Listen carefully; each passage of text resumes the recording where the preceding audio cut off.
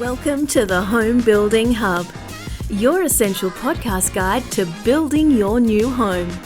Hosted by industry experts Colin Bischoff and Darren Brennan, this conversational podcast will help better educate you about all things new home building so you can avoid costly mistakes and enjoy your building experience to the fullest, no matter which home builder you choose. Hey there, folks. Welcome to the Home Building Hub. You're with Colin, co-host Darren Brennan, as always. Today, Darren, ChatGPT. We are going to talk a little bit about the most common questions about building a new home according to ChatGPT.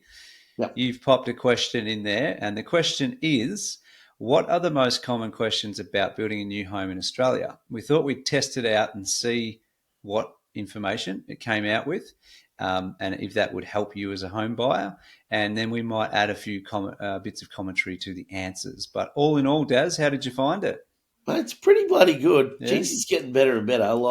That's why I thought it'd be an interesting topic. Is surely you can tell by the amount of information it's gathering and how much it's improving its answers to anything you do. Now it's clearly just. The momentum is growing. It's almost a daily basis it gets better. Yeah. So the answers are really, really good. And obviously we've got our own spin. We're a bit more closer to the coalface. So we'll give some of those answers to help you out along the way. But the answers are fantastic, mate. If you're using that as a tool, if you pair that with a home building hub, you're in pretty good hands, I reckon. So, yeah, absolutely. Let's see how we go. But looking forward to this episode, mate. I'd tell you one thing, Darren, that I am sick of seeing on LinkedIn from ChatGPT is if I see another person post one of those freaking dolls of themselves with their laptop and their handbag or their whatever, my God, it's like an old person, like an old person's got this understanding. It's like when Facebook was first given, by the grandchild to the grandfather or grandmother, and they're like, "Wow, have a look at this! Did you know I can pin you and poke you and things like that?" Like, guys, it's helpful. We get it. But I've just seen so many, I'm over it. You commented on this lady. I don't know this lady's name. I'm holding up if you're listening. There's a lady. Yeah. And you commented on that and I took a screenshot. I thought it was brilliant. I commented on hers because for the people who are just listening and not watching, probably best because it's better to listen. We got faces for radio. Yeah. But nevertheless, what happened is the girl, she's like, I'm sick of this shit too. So she got a camera up on the roof. She lied down on her floor. She placed her laptop and her bag and all that stuff next to her, like in that doll format, and took a photo like that. And I thought that was brilliant. Was. Well played.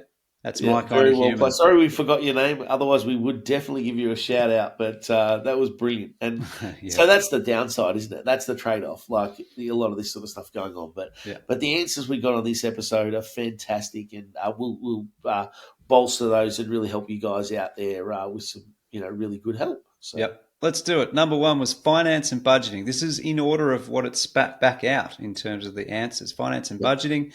It says, first up, the money talk. How much deposit do I need to build a house? Perfect, mate. I'm going to give you the answer. So ChatGPT's answer is, generally, most lenders want at least 5 to 10% of the total cost. But if you can get to 20%, you can avoid paying lenders' mortgage insurance.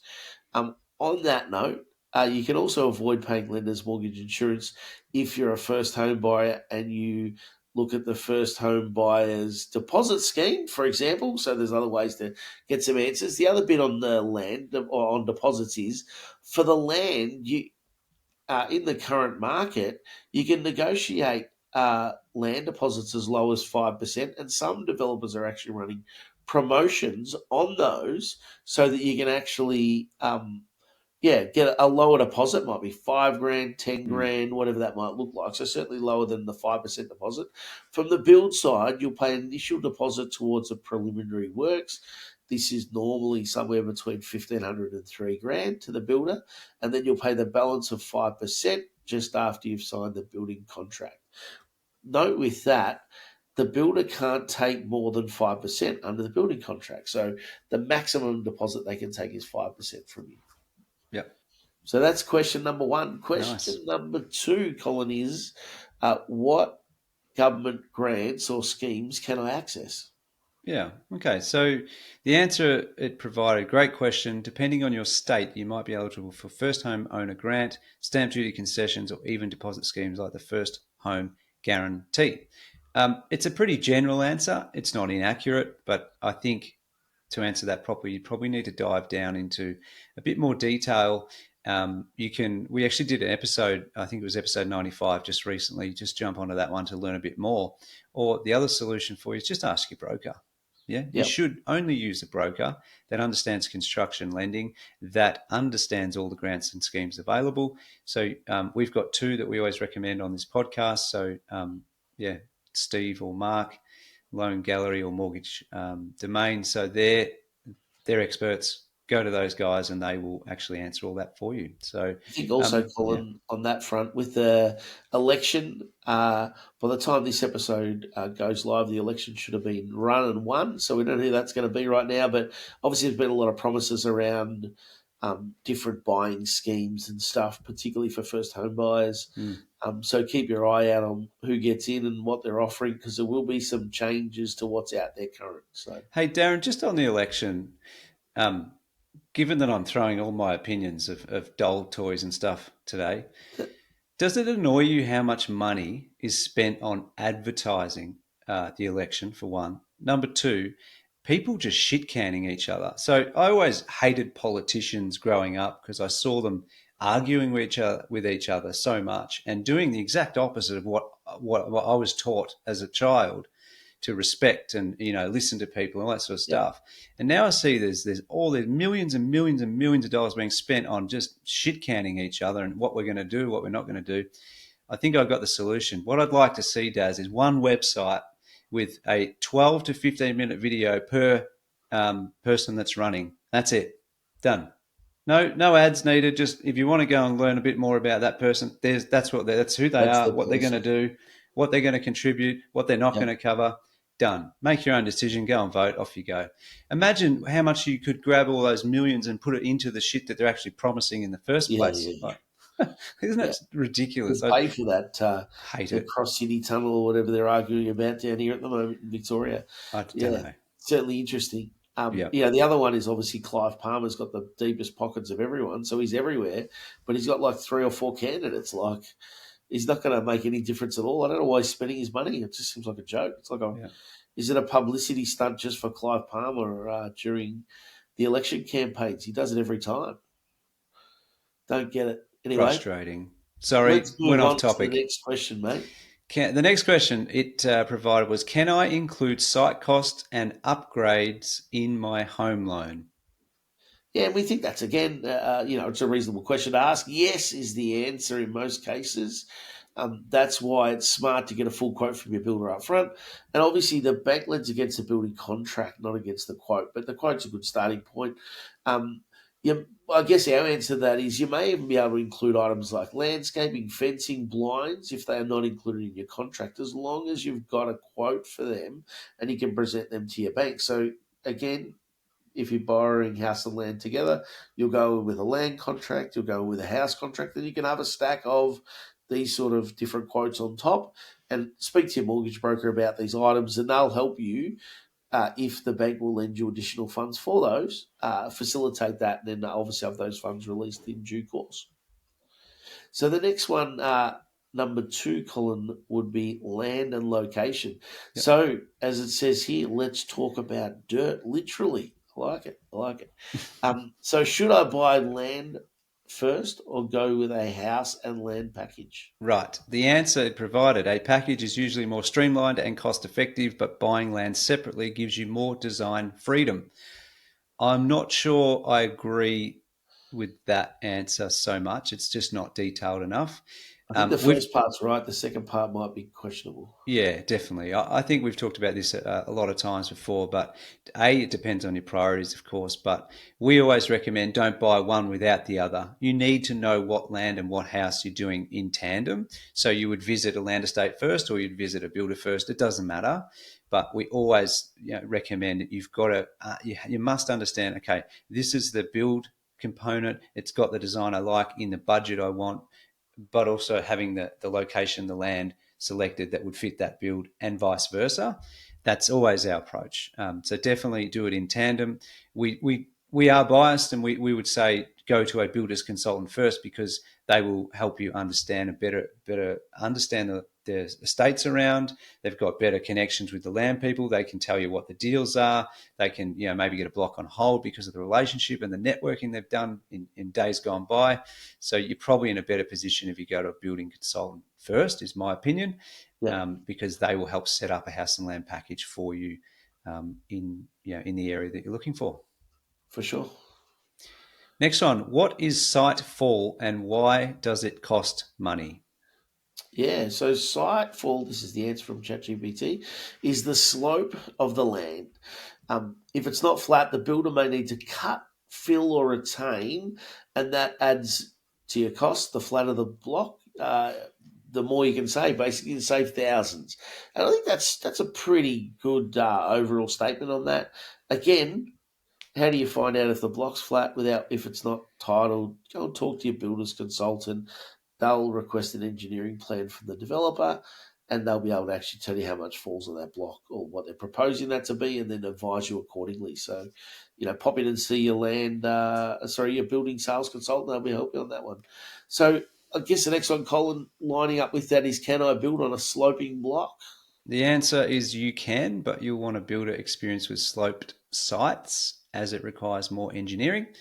So yes, that's true, 100% true, but probably, again, you'd probably need to dive a little deeper into that detail and consider things like the driveway gradient, NCC 22, which is National Construction Code, the requirements for a flat transition into the home. So you probably need the detail from the builder. Best speak to a consultant to learn a bit more. When you're getting to that point where you're looking at a lot and the nitty-gritty of the fall and the fill and all those sorts of things, then they will be equipped to give you some guidance on that. The builder consultant, that is. The land person, not as much.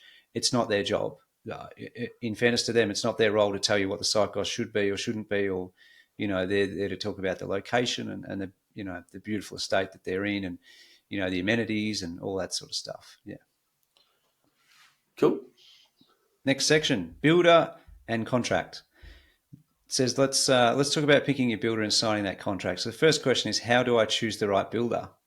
Yeah, Good and the question. answer that's given is, look for transparency, reputation, clear inclusions, and most importantly, communication. Visit displays, read reviews, and ask for fixed pricing.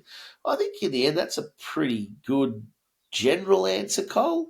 I don't have a whole lot to add to that. I think, again, we often talk about that transparency. Make sure you feel comfortable dealing with that person that you've been speaking to. Um, the reading the reviews, I know I can sense the minute you saw that, Colin, that trepidation of what that really looks like. You're not a big fan of the old reviews because we know that some are true and some are crap. And I guess if you looked wholeheartedly at a broad, particularly if there's a lot of them, then you could take an overall star rating maybe and use that as a guide. If they've got 3 and they're all 5 stars, that's not necessarily a great litmus test for where they sit from are they going to be great, or have their 3 friends written those reviews for them? Yeah. Yes, I may have cringed a little bit when I saw the read reviews component, but they are of value, but they're not the single sole reason you do or do not choose a builder. Yep, for sure. The next question, mate, is, what is a fixed price contract? So the answer is, it means your price is locked in, no surprise bills later. For things like site cost or slab upgrades, always ask if it is truly fixed. So yes, it's not incorrect, but it's probably a little loose, Darren, I'd say. You contract, so I guess it's done through HIA in the most part. There are other forms as well, but it's always got a bit of room to move, So I can't say that any quote, any contract is 100% locked and loaded, fully fixed, because there are things that happen outside of your control, outside of the builder's control, that allow them to make adjustments if needed. And it's not like they're going to make up an adjustment. Oh, we've just decided, to charge you $2,000 because we felt like it. They can't do that Yep. because it's a fixed contract. But if the land, for example, one of the examples we've used previously is if the land engineering that we fixed the site costs on had 450 mil of fall, but the actual block by the time we got out there to start, got the engineering, the soil test and the survey done, tells us there's 750 mil of fall, that can impact the site costs more money. And Yep. in fairness to the builder, they would have the right to charge more for site costs on that, even though the site costs were fixed because they were fixed on the 450 mil example. Okay, so yeah, truly fixed is a difficult one, Daz, but as fixed as possibly can be. Yep. Yes, agree. Absolutely. Can I make changes after signing the contract? Now, ChatGPT's answer is usually yes, but they come at a cost and may cause delays. It's better to finalise everything before you sign the contract, and we'd agree with that. We think that's definitely the case. Get it done before you sign the contract, so you know exactly where you stand. A lot of volume builders will not allow changes whilst you're on site, so be mindful of that. It'll just be a flat no, regardless of the situation. It's certainly trying to get everything captured into that contract just makes it so much easier. So, avoid any of those particularly structural changes, once you've actually signed that contract. You're just setting yourself up for failure and mistakes and stuff happening at that point. So, Yeah, agree. So I think if it's a little like, oh, I missed a PowerPoint, and yeah, it's not yet a correct. permit, a builder will most of the builders will be okay with that. They'll just give you a variation. Yeah, But what you'll find is if you start making changes like late in the piece, then the ordering of that could be missed. Like it's outside of the system, so to speak. So it can encourage errors. People yeah, can miss things because it wasn't established up front. Yeah. for sure. Number 4 is design and inclusion. So here's where it gets exciting. It's design time. Yeah. There we go. I'm all excited today. Can I customize the floor plan? The answer is most builders allow some changes, but it depends on the design and the budget. Custom homes offer more flexibility, but cost more too. That's mostly correct. Some builders do allow custom changes. Some have predetermined options to select, bolt on or off options. It's pretty good. I guess for us, you've got to get a little deeper and understand, well, what customization do you want to do? Some will Yep. accept some basics, and some builders will go a fair bit more and let you customize. So it's builder dependent. You need to ask the question. You also need to be mindful of what you're customizing and why, because a lot of the time customizing a floor plan that's already been designed by an expert can add more cost and error and just not work for you. Yep, for sure. I think I was going to say something else on that. What was I going to say to you, Colin? But from my experience, the people who customize the least generally end up with the smoothest build, happiest customer at the end. Yeah, And, always. and the costs are under control. They know what they're getting. There's no surprises. It's just a better journey in that respect. So, It's not even an opinion; it's a fact. I mean, yeah, we both worked at a big building company once upon a time, and we used to run you could make changes range and one range where you couldn't, and the speed of the second range was so much faster. The cancellation rate was actually it was less than half, and the errors and the issues that the builder had to pay for at the end were non-existent. yeah. It just makes sense, right? So if you don't Everyone make wins. changes, it gets into the system, and the people who are handling that file, they look at this plan and they're like, okay, I've done plenty of those before. I'm not going to miss a beat on this. Yep, tick, tick, Yep, tick, tick, tick, on to the next department. They have the same reaction. If you give them a custom plan that's all butchered and all over the place, it obviously takes more time, and then you can understand that it's going to essentially have the potential for someone to miss something or get it wrong.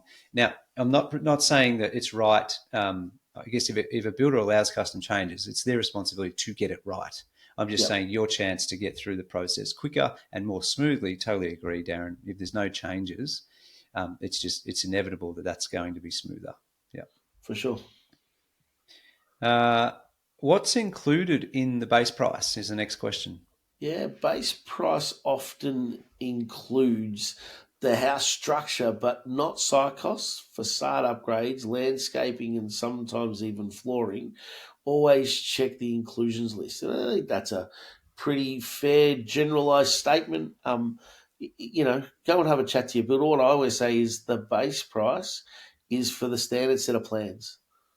So whatever's on that standard set of plans and those standard inclusions list, that's what you get for the base price. Yeah. Everything else that you add in, site-specific items, cosmetic upgrades, structural changes, they all come at an additional cost and would be normally broken down into additional items from there. So, yeah, certainly where that one sits. Any thoughts there, Cole? No, that's pretty straightforward. Every builder's got different. Some do turnkey inclusions, some don't. So yeah, just read the inclusions list, and that will tell you what the base price reflects. Very simple. There we go. What's the difference between a display home and what I get? Good question. The answer ChatGPT provided: displays are fully upgraded showcases. What you get in the standard price is often more basic, so always ask what's an upgrade. Definitely, that's a good answer, Darren. I would just go one level deeper. We have done an episode on this specifically as well, but I think most people understand display homes are aspirational. They're going to have some upgrades in them. So you certainly want to do two things. Number one, don't ask the consultant how much is it that display, because there are not many people who can afford that display. The question to ask is, when people build that home, on average, what do they spend? What are they? That's how you get your real, average cost for that house, and you can work out whether it's in budget. The next step, get your consultant to take you through that home and highlight the upgrades. So you have a list of what it is that has been upgraded. That's really important. Better yet, my preference, Darren, has always been to go through a house and show people what is included or what can be covered off in a promo, rather than what is not included. Because for all the consultants out there listening, let me tell you, telling someone walking through a house for 15 or 20 minutes and telling them all the things they cannot have is not going to help you sell. What you need to do is highlight all the things that they do get and what you can cover in a promotion, so they walk away feeling like, oh yeah, we got quite a few goodies in that display that we can fit in our budget, makes them happier, and off we go. Yeah, for sure. Like that one, mate. Construction process. It says, all right, you've signed the contract, what now? So the first question, Darren, how long does it take to build? So according to ChatGPT, on average, 6 to 9 months, but it can it can vary depending on weather, land title dates, and material delays. One bit I always like to highlight on this one, Colin, is that the building contract will, however, specify a particular number of days that it will take to build the home, right? And so it's an actual number. And then this can vary between single and double story homes and vary based on the contract value. That is, I guess, the maximum amount of time without there then being penalties. And that would generally be more than 6 to 9 months, depending on the home, right? So it's worth understanding that's the contractual obligation. And then outside of that is the reality of what it takes. And we're seeing some homes being now built sort of, even in 5 or sometimes even 4 months for some smaller single stories. So, the speed of building certainly ramping up somewhat, but also you'll have some large double stories that could take 12 months to build, depending on how big that home is. Yep. There we go. That's our answer on that. Pretty happy with that one? Yes. What are the stages of construction, Colin? A simple, straightforward one. So the answer provided was the main stages are slab, frame, lock-up, fix, and handover. Your builder should give you updates at each stage. So correct, that is all good, but you'll find every builder will have a journey document as such that outlines the steps in the process. And sometimes they'll give you average timeframes between those steps that'll outline each stage and what it means. So these days, every builder has that, Darren. So yeah, just Yep. ask them for those things. But they are the stages, and that's when you got to pay the bill. As one of those is achieved, then you're going to get an invoice from the builder, and you're going to sign it and send it to the bank. They're going to pay it, and then you're going to start chipping away at repaying that portion of the loan. Cool. Can I visit a site during construction? Yeah, ChatGPT's answer is yes, but generally by appointment for safety and insurance reasons. I think that's really clear. We do see a lot of people go and visit their home without uh, being accompanied by a site supervisor or someone who's got one of the white tickets or red. What colour are the bloody tickets these days? I don't know. I got a white one. I think it is white tickets these days. So Yeah. it's been a while since I've had mine updated too. But either way, you need to be on site with someone there from the builder itself who's, allowed to be showing you through that home, right, at that stage. So and that's to make sure that you don't stand on a piece of timber that's got a nail in it, start messing around with stuff that could be adversely affecting another part of the build. So understand that you can't just go there every day and start climbing all over the structure. You want to get up on the roof and do all that sort of stuff. That's not on. And the builder will, if they start to see you doing that, if they catch you once, all right, big deal. But if they start seeing you doing that all the time, and they may actually ask you because you're obliged under the contract to stop doing that. And they may even put your job on hold if you continue to do so, because they've got to make sure that the site's safe and that you're not going to injure yourself. So, yeah, that's pretty much that one. Yep. Next one, approvals and regulations. Let's talk red tape. No one likes red tape, Colin, but we'll talk about it anyway. Do I need council or developer approval? Most builders will manage this part. Most builders manage this, but it's good to ask who's responsible. Some estates have covenants that restrict what you can build. That's the answer provided. I would say that's fairly accurate, Darren. Yeah, so the builder does take care of the developer approval component for a greenfield estate. With the council approval, that depends. So if you're going to the fact that you need planning, then the builder will definitely help, but sometimes the client may be more involved in that process from the get-go. Sure. But yeah, that's pretty. The builder would direct you. That's definitely the case. And generally, most builders use a building surveyor to arrange the building permit, which the surveyor acts on behalf of the council to issue a building permit. And as part of the process, you have a choice either to select your own building surveyor or to use the builder's nominated building surveyor. My suggestion would be use the builder's nominated building surveyor. It's much quicker. Generally, they won't credit you back the cost for that if you choose to use your own. And it's just an easier process. They are still independent. As much as they may be appointed by the builder, they are independent and are acting on your behalf as a customer. So They are. Yeah, they're there to make sure the permit or issue the permit if the house complies. And let me assure you, if it doesn't comply, they will send what's called an RFI, request for information, for all that stuff to be addressed before they give the big red stamp, Darren, won't they? So for sure. Next one, maybe Cole. Just on that, a sorry. surveyor is there to approve the permit, right, and a fair bit more through the process. A building inspector or a private building consultant is different.